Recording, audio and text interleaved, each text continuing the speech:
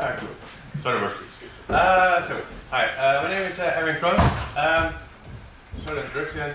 Who am I? I'm a product architect at Hello Data. We sort of described our product yesterday, so if you want to know more about it, you can just watch the videos from yesterday. I'm gonna watch them all myself, so we'll be fine. I'm not really a design person. I'm more from a technical and business background, so I like to program myself. So I'm not sure who likes it more, but very cool to try it. And I like to try to solve like the personal problem of the privacy user experience with technical stuff, but before that you also need to solve the sort of usability of your product. So what are we going to do? I'm going to quickly explain what is the hook model, because I didn't saw anyone raise a hand, so it will be necessary. Then we're going to fill out a hook model canvas with a very popular app, I wish. Then I will quickly touch on the implications of personal data processing. So yesterday, the French person, got his name, sorry, from the EU, he talked about the new EU laws and so on. So I will quickly give a short summary of that.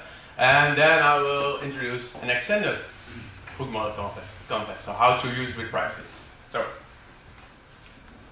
there's a book about the hook model, so I can definitely recommend it. Just read the book. It's sort of doing design issues and also backs it up with scientific data, so that's kind of cool, I would say.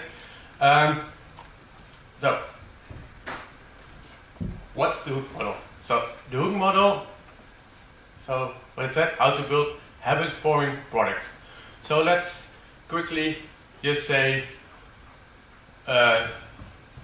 your mobile phone as an example. So the hook model starts with like a trigger.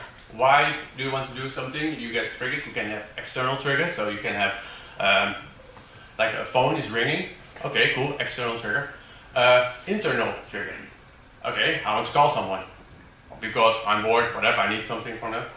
So then there's an action. It's the simplest thing to get the thing done that has to be done. So can be just picking up the phone because it's ringing. For actions, you also need motivation. So maybe when you see that number of those whatever people you don't want to call to, you don't have motivations, you won't do the action. And for that, you also have to be aware that if something is very taxing on your mind, you have to actually be aware of it, that people will have less motivation to do something. After the action, there will be like a variable reward. So that will be something that gives you a reward that's not predictable.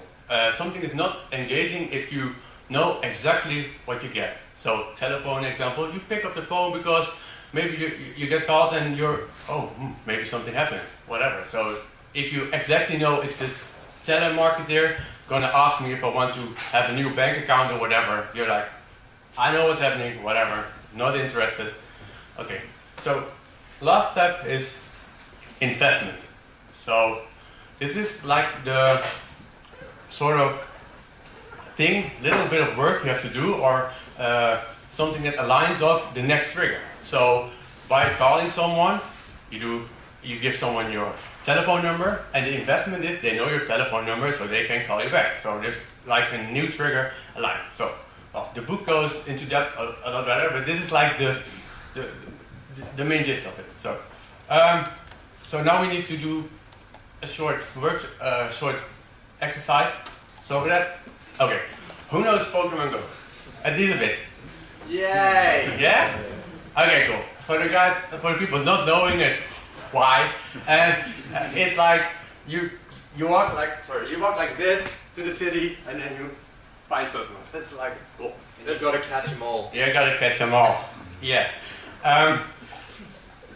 Okay, so it's all about walking to the city, finding Pokemon, and of course they're sending GPS coordinates to them or whatever. So there is some privacy issues there, I guess. So, but let's start Just a little, not sure. So let's start with the three. Maybe we have to be a little bit so late, make it 2 minutes or 1 minute of just whatever. Just go to this canvas and just say, okay, what could be a trigger?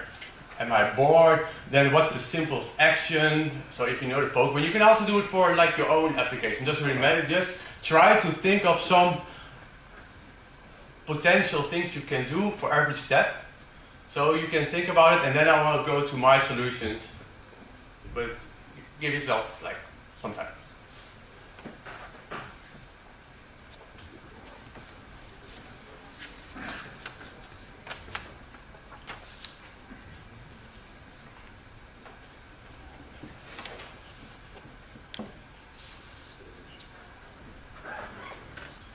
If you've got any burning questions as well, throw them up on the screen.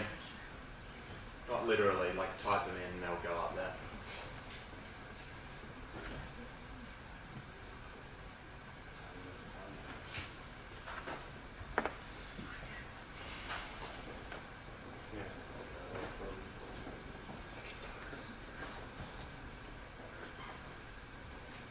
Okay.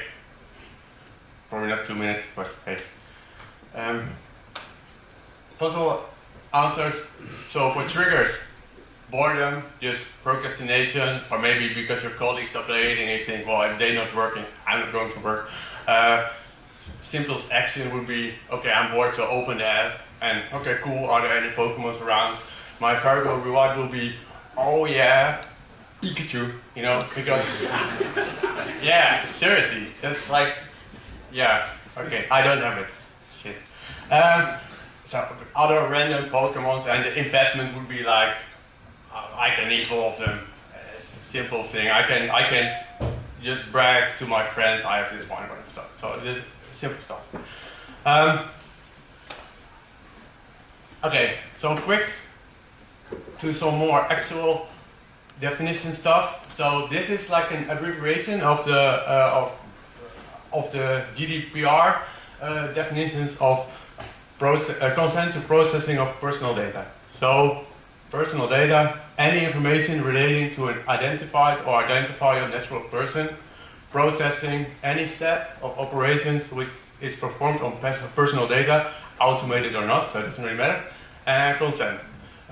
Agreeing with a clear affirmative action to the processing of data. So this is actually what in 2 years people have to build in apps. So, wow. Difficult.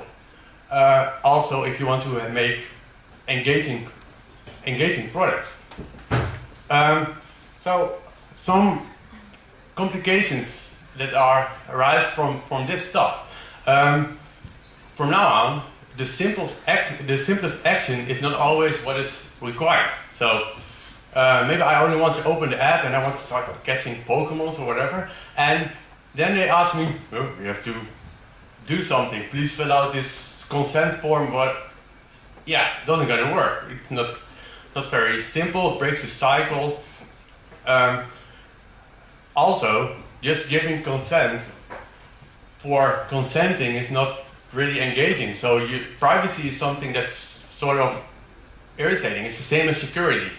Changing your password and so on, it's all because people want it, not because I want it, but because someone tells me it's important. And privacy is important, I want to use it, but I don't want to do something. So the last point is sometimes you cannot really ask for consent because there would be no application. So if I want to use Pokemon Go, I sort of have to agree with doing something with my location, otherwise there would be no game. So I think that always explicit consent is not something that you can always do, because sometimes the application has very minimal requirements. Sometimes they need something. Oh, sorry. So a solution for this is model consent as a hook cycle within the hook cycle. So we just add another loop and then we get to this. So instead of seeing it as a separate part, privacy, we're just going to have in the action, we're going to piggyback on the existing action, so could be opening the app. Then there will be a consent action, or just an information step, but let's say that the user at least has the ability or the option to say okay or skip. Then, and now it gets a bit sketchy because models are always sort of models, so they don't fit perfectly. So then there's the variable reward, but you will actually be the expectation of a variable reward. So you can give the user like examples. If you say okay to this privacy you are giving up, you can sort of expect these features. So you will sell the product to them.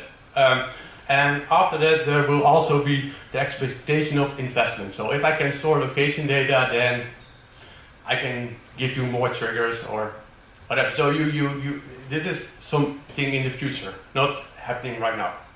And then the rest of the cycle would be just, okay, go to the variable reward and investment. Quick example. Google Maps, if you open it, you update it in the last month or something, they open and they give you the option that they can, it's very small, but it says Google really needs, not sure, to periodically, I need some water, sorry, but store your location to improve route recommendation and so on. And then they give you the option, yes, I'm in, or skip. I skipped, because I have no clue why they would need my location to give me the bars in Helsinki. Okay, well, I can find them out. So,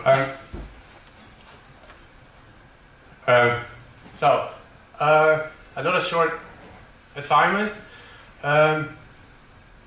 Try to fit in the location consent into Pokemon Go. So, sort of, which features can I sell to the user, and for which they would give me their location.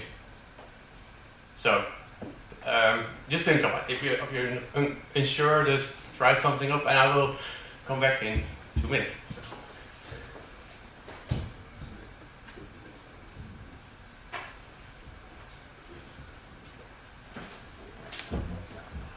No explicit consent model goes in.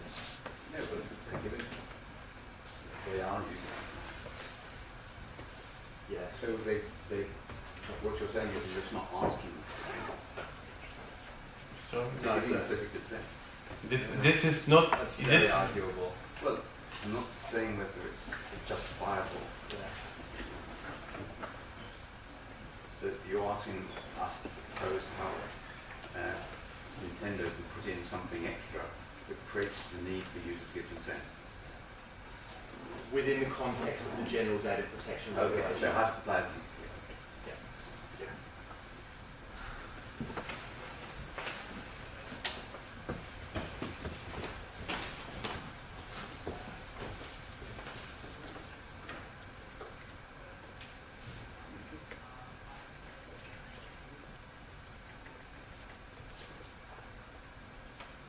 Okay, let's continue. So possible answers are just, so the action would be still opening the app and then piggyback into it, and then there is like probably 2 possible consent actions. So I can inform about the location storage, so I need to do something with your location because we need to check if people are cheating. So if I store your data, or I'm going to store your data because I need to know if you're sort of using like a GPS fake emulated thingy, so I can jump around the world, so I need to store it. An option would be I can store your location more often or always, so I can actually make sure there are Pokemons in your area, because that's a real problem. You try to play Pokemon and then you're at home and I have no Pokestops. I have to get outside to get to a Pokestop. Oh man, it's awful. Because I like programming, so I'm always in the cellar. And, so we need something there. So, well, this reward would be, okay, no cheaters or more Pokemons. And the investment would be, okay, I can expect that I actually have a chance defeating a gym because there are no people cheating, and also more Pokemon. So very exciting for me. So this could be it. So, short summary. So, the hook model focuses on triggers. So, something's going to trigger me, internal, external. Then I will have to have the most simple action to get something done. It will give me variable rewards because every time the same thing happening is not very engaging. And this, after when you get some investment of the user, you get the user to come back. When we want to model consent in this model, in this hook model, then we sort of have to model it inside the hook model. And the most important part is to model the variable rewards and the investment as sort of future expectations. And then we can actually read the book, apply it, and actually be ready for the GDPR in 2018 and still have an app that people actually want to use. So let's try it. Some references. Pokemon, yeah. And this is me. You can follow me on Twitter, but I never post, so doesn't really help. You can ask me questions if you want. So, thank you. Cool. Thanks.